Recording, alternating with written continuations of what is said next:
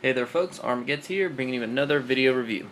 And today we're going to be taking a look at the wonderful SH Figuarts Scouter Vegeta.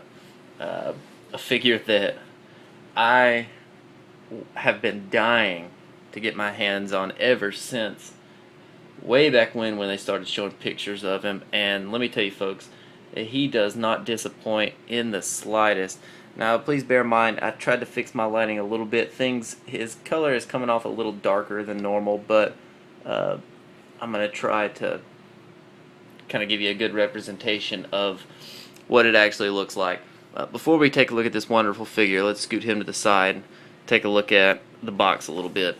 Same boxes as the Figuarts figures we've been coming in, dotted pattern of Vegeta, his kind of generic poses again. It's over 9,000. Go ahead, get your over 9,000 jokes in while we can. This pose, I particularly like. That's the pose I've got him in now. Even though it doesn't quite fit, that's the pose he did. That's the attack that he did when he was killing Kui on Namek. Not exactly the right Vegeta, which is something I don't normally do with these figures. I pose them in very strict, realistic poses, but I kind of like that pose, so it fits. Story of this version of Vegeta. If you don't know what this version of Vegeta is, you're probably not very interested again in this figure. So I'm not going to go into big detail. It talks about Raditz coming down, then Nappa and Vegeta fight Goku, blah blah blah. Everybody knows that.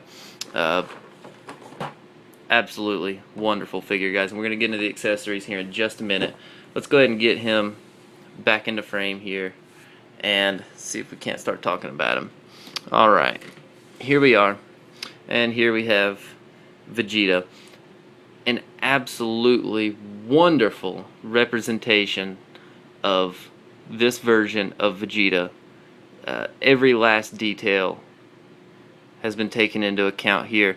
Like I said, I don't know what's going on with my lighting, but the shading on his suit, superb. Wonderful shading from the light blue, and they have a little bit of black in here. You can actually kind of see a little bit of it there. Wonderful shading done on the figure. All of the details look superb. His armor is a little different than the Super Saiyan Vegeta that we got earlier, but the body itself is essentially the same except for one. The armor here, the shoulder pads is a little different. Obviously these little skirt pads here are different, but there is one thing, one major, I call it a major problem, that you guys are going to want to correct. You can see he's got his tail here, it connects into the back hole here on his back, and then it connects into itself again, and he also comes with another alternate tail. The Scouter, I love the Scouter edition. It does come off. With this figure he's a little harder to pose, so I'm just going to go through the how to attach different accessories. I'm not actually going to do it. He's a little sensitive, and I'm going to tell you why. The main problem, let's go ahead and get it out of the way. The main problem with this figure, the biggest headache, are the legs. And I'll go ahead and see if I can't get it on camera. Let's just go ahead and lift this up, and there it is. The joint on mine is so incredibly loose that they will fall. If you have him standing, and say you just have the skirts out a little bit, he's just going to do a split instantaneously. And to correct that, if I don't have him flying on the Tamashii stage, which he comes with, something most of the figures are coming with now, which is very good. If you don't have him flying on the Tamashii stage, the only way that I found to really correct it, unless you want to correct the legs yourself, is to have his skirt pieces down here. If you have him down, it puts resistance against the legs, makes him easier to stand. Which does help, but it can only do so much. You're kind of limited in your poses there. What I recommend is taking the legs off and finding some kind of something thin to put against the ball joint of his legs and make it a tighter fit, more snug fit against the ball peg. Let's go ahead and take a look at his accessories. That's all for the figure itself. Essentially, it has the exact same articulation, all the same, most of the same joints that all the SH Figuarts have. So I'm not going to go into great detail there. Anybody that's owned them knows what the articulation is like. Let's go and take a look at the accessories. First off, we'll go ahead and pull out these two pieces, which are his Energy Blast. Plug into the Tamashii stage, which I've got him on now, and put it right up against his hand. Obviously it doesn't fit there, but it's going to essentially look something like that. It's very nice. It is. I do like that they're including a Tamashii stage with a lot of the figures. It seems to be a common occurrence now. Frieza, Cell, Vegeta have all come with Tamashii stages and blast attacks, which is really nice. I do like that. It's very nice that they're starting to include that. I do still need to buy some extra Tamashii stages though. He comes with two heads, which is, I think, great for two reasons. Anytime you have an extra head, it's nice. They are the exact same, except for, I don't know how well it's going to pick it up, but probably not at all. But right here behind his left ear, on this one, well, it's actually on that one since he's got the scouter on. This one fits snug against the hair. On this one, there's a small gap here behind his left ear, and what you have to do is you take the face apart just a little bit and stick the scouter peg in there, and then close the face up, and that fits the scouter snug against his ear. Otherwise, you're going to have some problems with the scouter falling out. Very nice, and I'm going to show you why else I love this head here in just a minute. The extra faces he comes with is the one that's on him now. Can you see it? Yeah. It's his mean kind of over 9,000. You can see the vein popping out in his head. I love that face. Very Vegeta. He also comes with just his kind of expressionless, stern-looking face. That one's not bad. I don't mind that face. This one, I'm not crazy about. This one, I'm not quite sure what they were trying to go with here. He's got beads of sweat falling down his face here. His eyes are closed. His mouth is open. I'm not...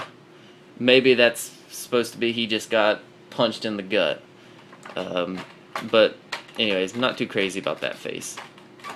Oh, and the face that's on this one obviously is his smirky, I'm Vegeta, I'm the greatest face. Next up is his tail accessory. Another tail.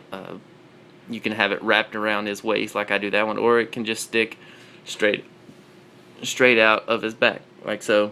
Somewhere along there. It looks good. He didn't really have his tail out a lot in the show, so I don't particularly like to have this one on a lot. But it's nice that they included it. More accessories, the better. He has a great amount of hand accessories.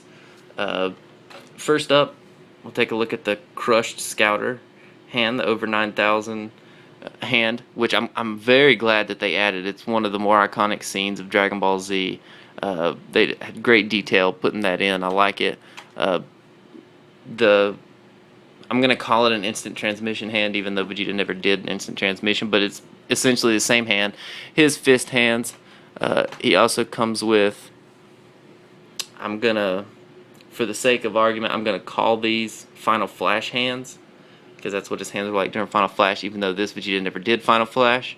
As far as I know, I'm almost 100% certain.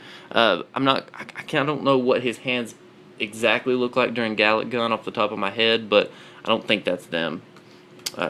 He also comes with the palms out,